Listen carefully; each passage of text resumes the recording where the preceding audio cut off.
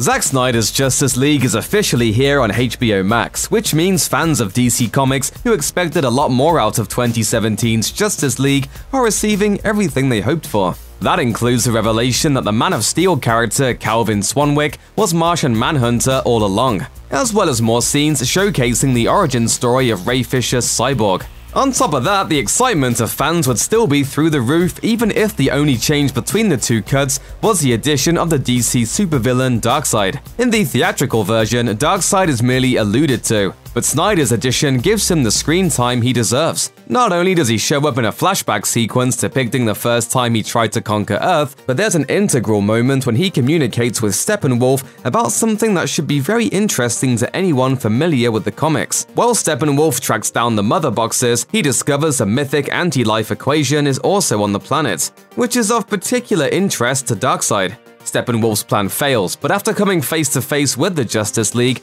Darkseid makes it clear that he's determined to go to Earth himself to find the anti-life equation. This undoubtedly would have factored into the plot of Justice League 2, which Snyder had a plan in place for. And now, even though the likelihood of a sequel is minimal, it's intriguing to consider what would have been. And to understand that, we need to look into what exactly the anti-life equation is in the comics. If you thought calculus was the worst kind of math out there, then you haven't seen anything yet.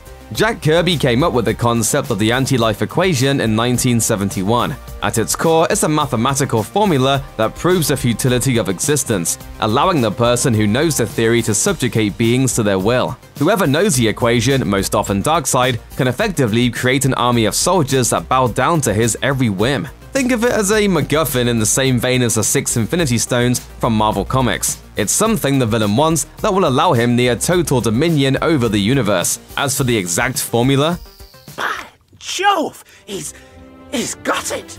You might want to grab a pen for this. The anti-life equation is loneliness plus alienation plus fear plus despair plus self-worth divided by mockery divided by condemnation divided by misunderstanding times guilt times shame times failure times judgment. N equals Y, where Y equals hope, and N equals folly, love equals lies, life equals death, self equals Darkseid. What does it mean? Cheery stuff, right? All Darkseid has to do is speak this formula to an individual and they fall under his control. And he's done so several times in various comic book storylines. In Final Crisis, Darkseid and the New Gods use the equation to enslave humanity and turn Earth into New Apocalypse. This series is famous for the panel where Batman is killed with the villain's Omega Beams, which we can briefly see him use in Atlantis in Zack Snyder's Justice League. More recently, the formula was used as part of the Deceased storyline, where Darkseid used the anti-life equation to essentially turn humans into zombies by exposing billions to it via the internet. With the comics in mind, it's easy to see how Snyder planned to expand upon this reference in a potential Justice League 2. Because of the promise I've made them over the course of the 2 other movies, it has created this movement. We need to know how it ends.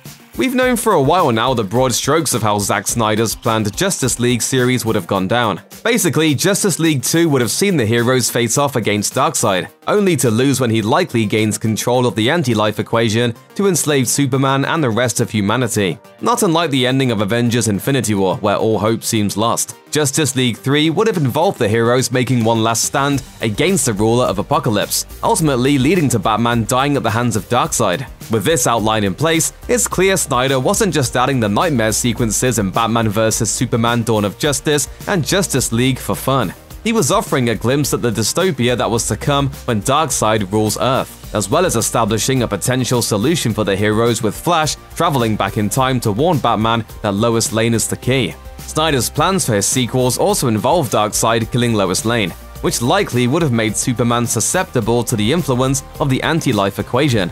This explains why he's been trying to kill Batman in the nightmare sequences we've been able to see.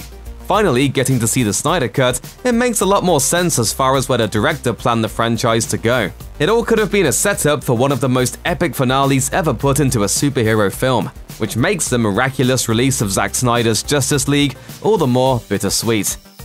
Check out one of our newest videos right here, plus even more Looper videos about your favorite DC comics, movies, and TV shows are coming soon. Subscribe to our YouTube channel and hit the bell so you don't miss a single one.